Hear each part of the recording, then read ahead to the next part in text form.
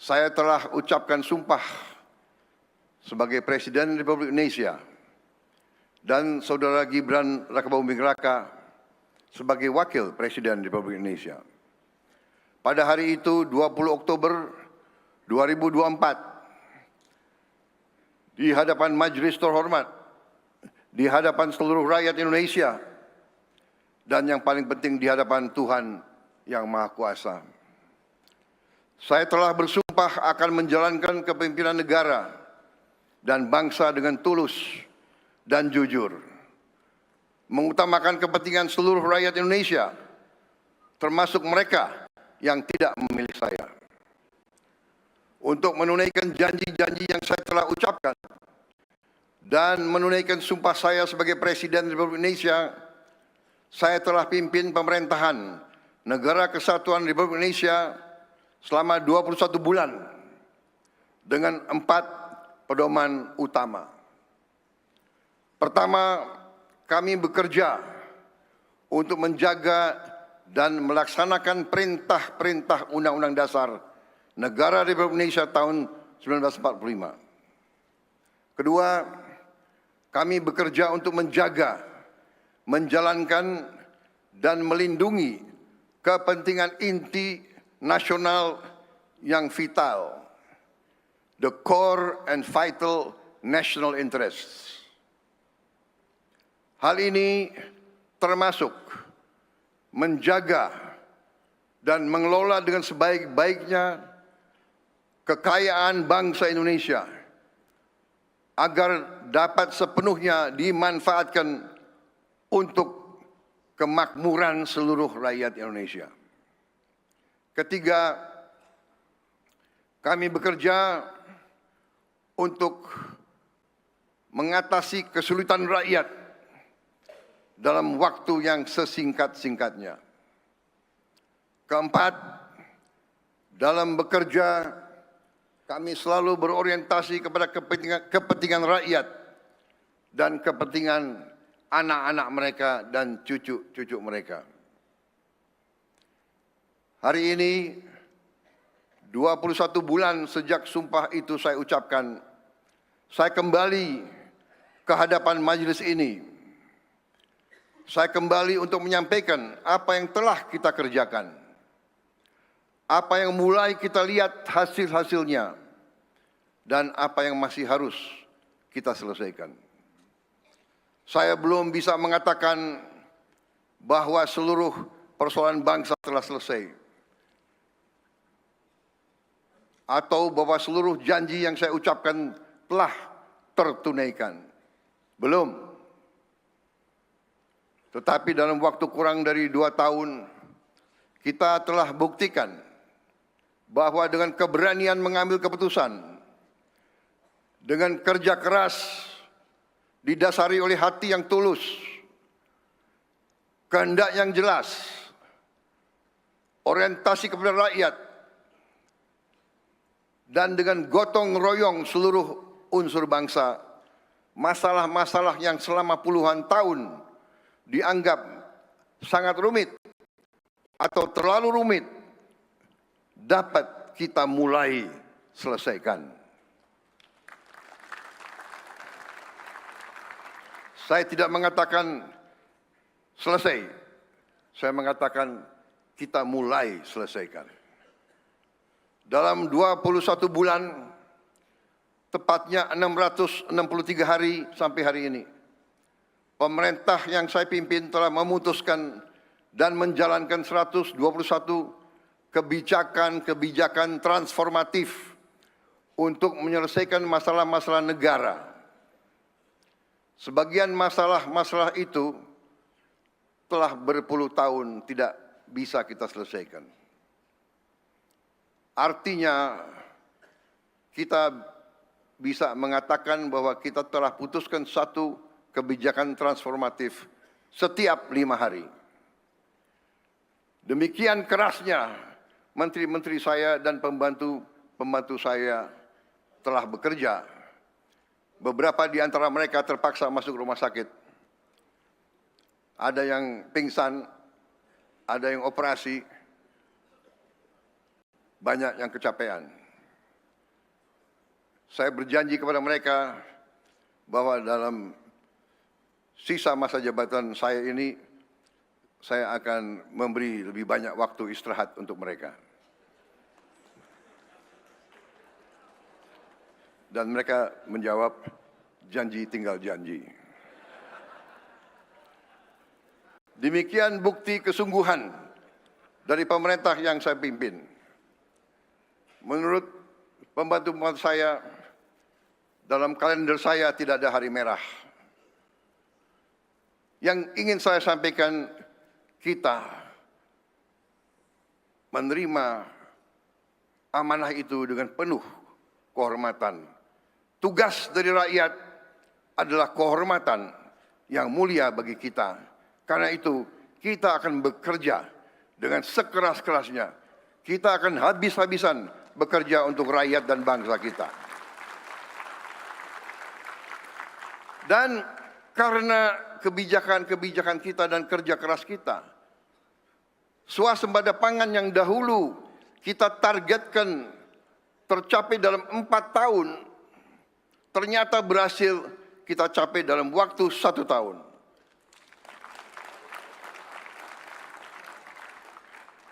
Di tengah dunia sekarang yang sangat khawatir terhadap kelaparan massal akibat kesulitan pangan dan cuaca yang tidak menentu. Kita, alhamdulillah, dapat saya laporkan di majelis ini, soal pangan, soal makanan untuk rakyat Indonesia, kita berada dalam keadaan aman dan kita akan mampu menghadapi tantangan-tantangan termasuk tantangan El Nino yang katanya tahun ini El Nino-nya akan berarti El Nino yang paling dahsyat. Kita telah mencapai itu dengan keberanian menghadapi masalah. 145 aturan penyaluran pupuk telah kita hilangkan. Harga pupuk berhasil kita turunkan 20%. Hal ini terjadi pertama kali dalam sejarah Negara Kesatuan Republik Indonesia. Pertama kali harga pupuk dapat kita turunkan kepada rakyat. Tetapi pada saat yang bersamaan harga turun, tapi volume ketersediaan pupuk tambah untuk rakyat kita, saudara-saudara. Sehingga rakyat kita sekarang mudah mendapatkan pupuk. Dan karena itulah produksi meningkat. Dan karena itulah juga kita lebih cepat swasembada pangan. Dan pada saat yang bersamaan, keuntungan PT Pupuk Indonesia, perusahaan negara, BUMN, keuntungannya naik 252,8%.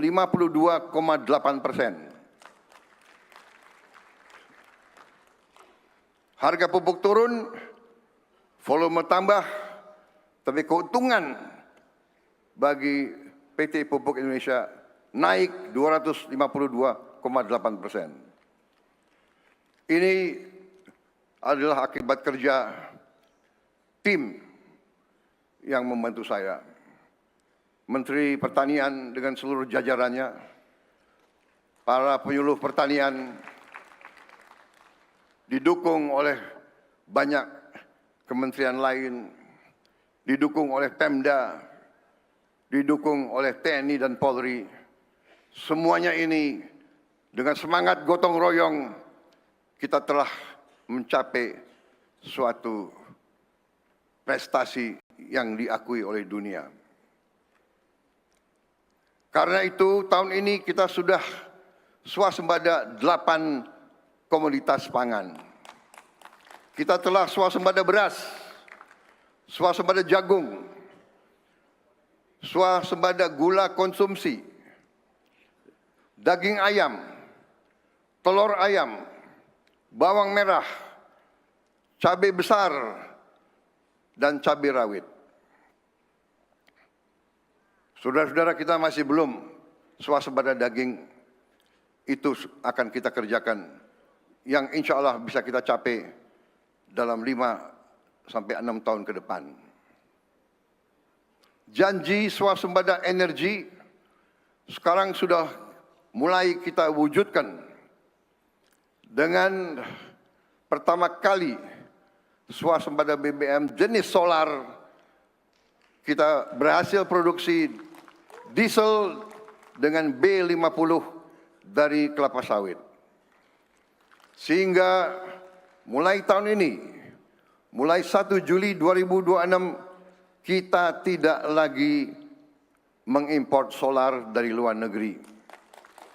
Dan kita berhasil menghemat devisa 170 triliun rupiah, sekitar 9,5 miliar dolar Amerika, tidak lagi harus kita kirim ke luar negeri. Saudara-saudara sekalian, janji makanan bergizi, bantuan sosial, dan hilirisasi tidak lagi menjadi rencana di atas kertas. Semuanya telah berjalan dan manfaatnya mulai dirasakan rakyat. Sekali lagi, ini bukan alasan untuk kita berpuas diri. Ini adalah rangsangan untuk kita bekerja lebih keras lagi. Karena kita sadari kemerdekaan bukan hanya apa yang kita proklamasikan. Kemerdekaan adalah apa yang dapat dirasakan oleh rakyat.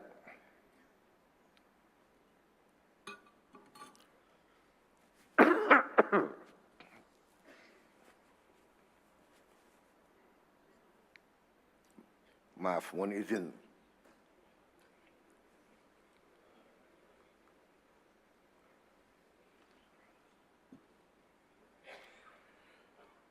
"81 tahun yang lalu, para pendiri bangsa mewariskan kepada kita sebuah negara dan sebuah cita-cita.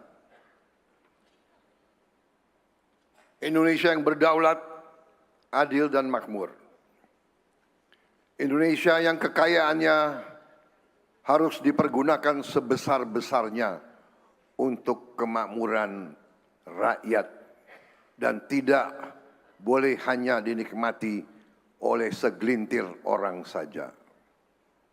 Saya tidak menerima mandat dari rakyat untuk menjelaskan mengapa masalah tidak dapat diselesaikan.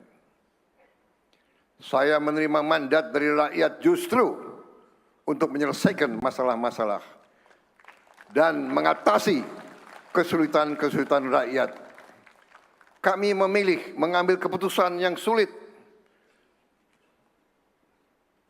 pada hari ini daripada mewariskan masalah yang lebih berat lagi dan lebih rumit lagi kepada generasi-generasi penerus kita. Saudara-saudara sekalian, pembangunan bangsa bukan pekerjaan presiden seorang diri, bukan pekerjaan hanya pemerintah. Republik ini dibangun oleh kerjasama seluruh lembaga negara, pemerintah pusat dan daerah, serta seluruh elemen dari masyarakat, seluruh rakyat Indonesia. Saudara-saudara, MPR RI terus menjalankan perannya sebagai rumah kebangsaan, memperkuat literasi konstitusi, merawat Pancasila, Undang-Undang Dasar 1945, NKRI, dan Bhinneka Tunggal Ika. Demokrasi tidak boleh berhenti pada prosedur pemilihan. Demokrasi harus memenuhi hak dasar rakyat dan berpegang kepada semua pasal-pasal di Undang-Undang Dasar kita. DPR RI bersama pemerintah telah menyelesaikan dan mengundangkan 13 rancangan undang-undang sampai bulan Juli 2026. Salah satunya adalah Undang-Undang Nomor 2 Tahun 2026 tentang perlindungan pekerja rumah tangga. Pengakuan bahwa setiap